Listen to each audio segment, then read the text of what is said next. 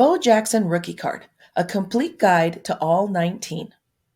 In the beginning, collectors weren't really sure what to make of a Bo Jackson rookie card. Pull one from a wax pack in 1987 or so, and you might be holding the next Mickey Mantle rookie card, or the next junk of Common Bin's fodder.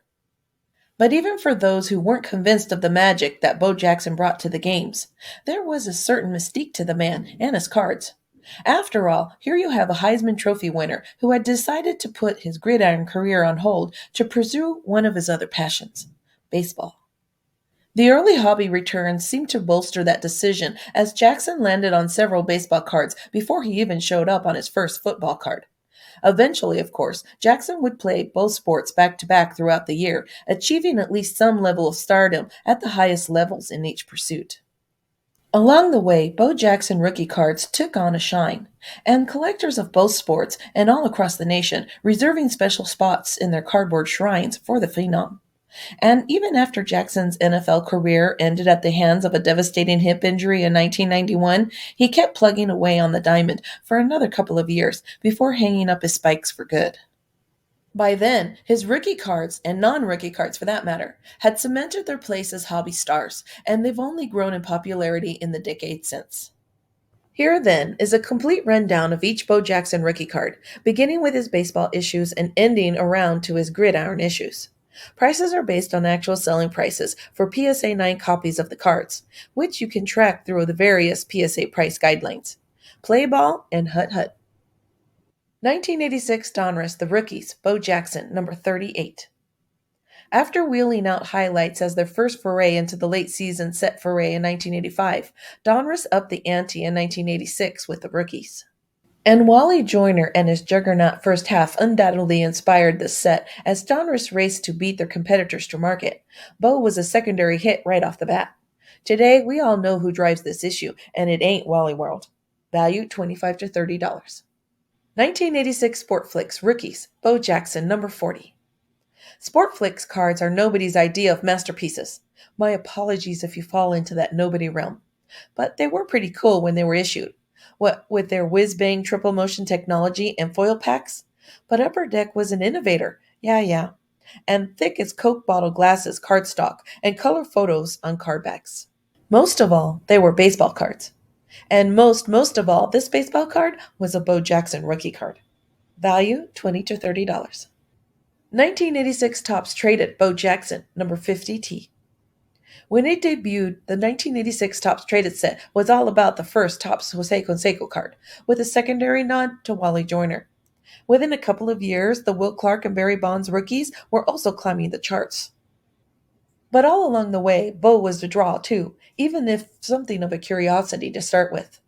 These days, though, with plenty of history for perspective, it's Bo and Barry duking it out for supremacy among the 1986 Topps Traded dandies. Note, there's also a Tiffany version of the set, and if you find the Bo Jackson rookie card, you can expect to pay about 20-time multiplier for that version. Value $50 to $65. 1987 Donruss Bo Jackson rated rookie, number 35. By the end of the 1986 baseball season, Bo had 1. Turned down the Tampa Bay Buccaneers' $7 million plus draft offer to play in the NFL. 2. Held his own against the AA pitching with the Memphis Chicks. And 3. Spent a month with the big league Kansas City Royals. Oh, and the NFL? Well, still talking about the former Heisman Trophy winner, with an eye towards luring him back to the gridiron. Bo was a hot commodity, in other words, and he was starting to get some decent hobby play, enough so that any card company would have been foolish to not include him in their 1987 set. And when those issues debuted, Donruss fed the building frenzy by featuring Jackson prominently in their sharp, black-bordered set as a rated rookie.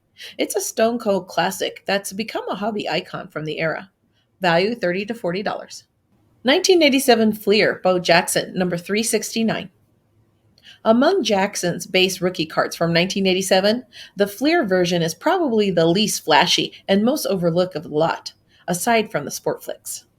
But the colors of the blue fade border work so well with the smiling Bo's powdered royal togs that you might get the idea that Fleer crafted the design just to flatter the young superstar.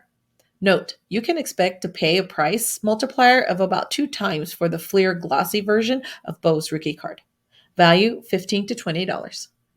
1987 Leaf Bo Jackson, number 35. Same great card as the Donruss version, but with a splash of French here and there. Oh, and the Leaf logo. This Canadian card is scarcer than the American counterpart and carries a 2 to 3 time multiplier for its treble. Value $90 to $100. 1987 Sportflix, Bo Jackson, number 190.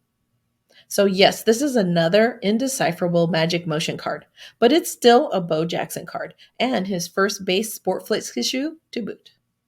And if you hold it just right, you just might be able to make out the budding legend among all the multiple exposures and plastic ridges. Value $20 to $30. 1987 Topps Bo Jackson, number 170.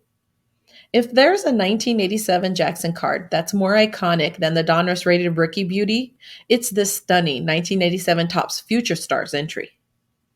Combine a pensive young Bo ready to spring into action to cut down a fly ball in its prime with this decade-defining wood borders Topps cooked up that year. And you have a hunk of hobby history that collectors still can't get enough of even today. Note, you can expect to pay 3 to 5 times as much for the Tiffany version of this card. Value $25 to $30. Football cards. 1988 Ace Fact Pack Los Angeles Raiders Bo Jackson.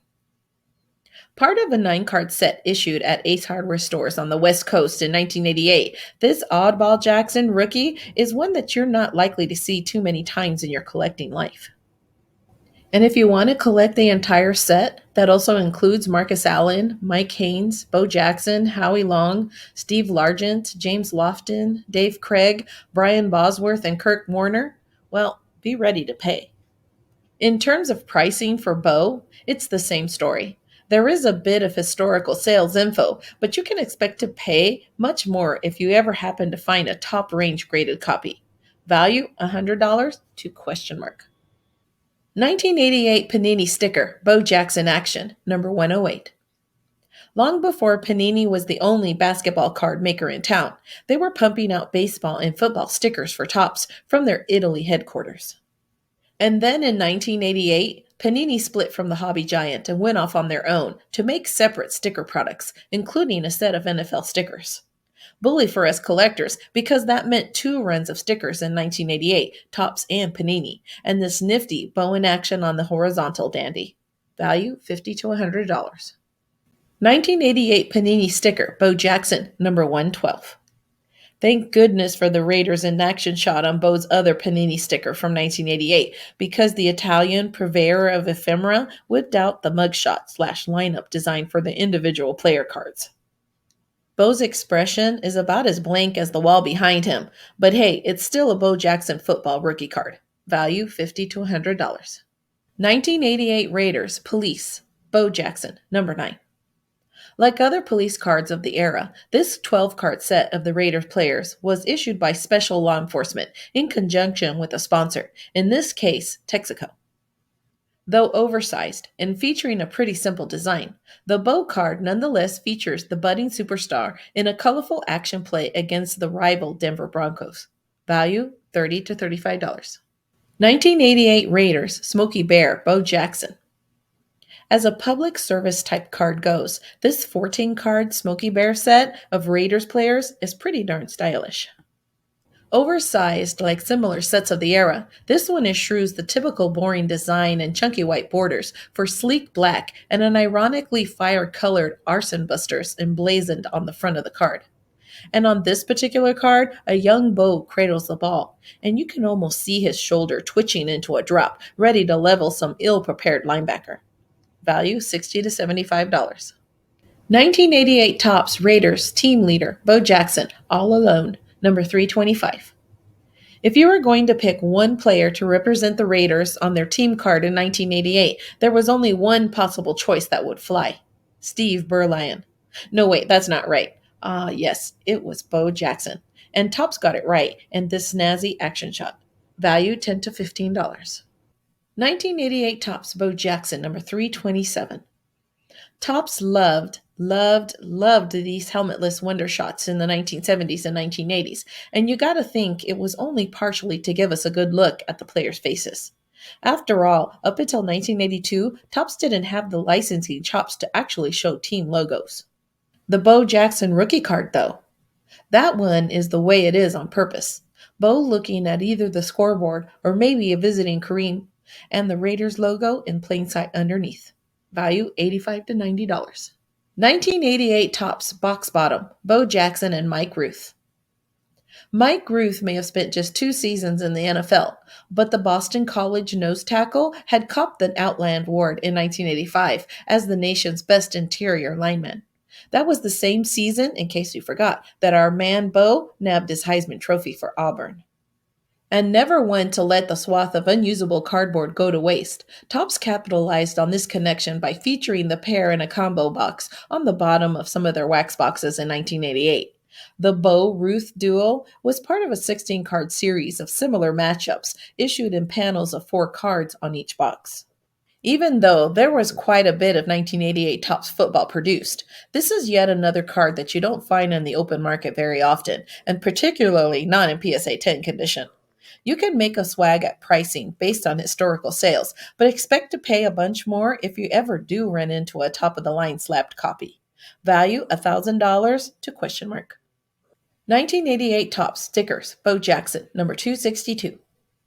After several years of farming out their sticker production to Panini, Topps was on their own for 1988, as was Panini. The old gum company didn't miss a beat, though, at least when it came to the Raiders' young Superman. Like his base Topps rookie card, the sticker isn't really awe-inspiring or anything, but it is a first-year Bo, and it does come with 4 different possible backs, each one featuring a different superstar, like the card coming up next. Value $50 to $60. 1988 Topps Sticker, Bo Jackson and Mike Rozier, number 17. Like Jackson, Mike Rozier was a former Heisman Trophy winner, Nebraska, 1983. He was on the verge of his first and only 1,000-yard rushing season for the Houston Oilers, making this a high-profile combo, as much as a sticker ever can be. Value $50 to $60. 1988 Topps Stickers, Bo Jackson and Darren Nelson, number 23. Nelson led the NFL in yards per carry, 4.9 in 1987, which likely landed him in this slot. He had trouble staying on the field, though, and would never break 400 yards in a season again, though he did ramp up his receiving and kicking return game later in his career. Value $50 to $60. 1988 Topps Stickers, Bo Jackson and Larry Kennebrew, number 57. Kennebrew was a big, bruising fullback who didn't get tons of press, but who laid down plenty of hurt and yardage and touchdowns. Ironically, even as this card was making its way into collectors' hands, Kennebrew was not just on the sidelines, he was out of the stadium. Cut by the Bengals in training camp after a lengthy holdout, the Tennessee State alum would miss out on the Cincy Super Bowl run before landing with the Buffalo Bills in 1989. Value $50 to $60. 1988 Topps Bo Jackson and James Jones, number 63. After a knee injury ended what was shaping up to be an all-time great career for Billy Sims, James Jones took over as the Detroit Lions featured back from midway through the 1984 season until 1988, when Gary James edged him out on the depth chart. In between, Jones put up solid numbers, never topping 1,000 yards, but hitting a high of 903 plus 334 receiving in 1986. 2 years later, he backed up Bo Jackson on the sticker card, and a year after that, in 1989, he and Gary James were both gone, leaving the Lions to make do with rookie Barry Sanders. Value $50 to $60. 1988 Fleer, Bo Jackson Raiders, number 23. Back in 1988, Fleer was nearing the end of a 2-decade or so run that saw them producing only team action shots, courtesy of lacking the licensing chops to feature individual players on their solo cards. That would all change a couple of years later as the Philadelphia gum maker joined a crowded football card foray. But both stepped onto the cardboard field just in time to sneak into the left-hand side of the Raider Bronco melee, carrying the rock. Value $100 to $150. 1988 Fleer, Bo Jackson, Patriots, number 22. The Patriots teams of the late 1980s generally put up solid, competitive seasons that at least kept them in the playoff hunt for a good hunk of the fall and winter. But star power wasn't really their calling card, though. Linebacker Andre Tippett was a Hall of Famer in the waiting. On the offensive side of the ball, the 1987 Pats were led by Steve Grogan, Tony Collins, and the young Irving Fryar, low on household name appeal, at least at the time. Little wonder then that Fleer chose to feature a Bo Jackson takedown for the defensive half of the New England's entry in the 1988 set. Each team had a card focused on offense and defense. Too bad Tippett's not there too, or at least not readily visible. Value $20 to $30. WaxPackGods.com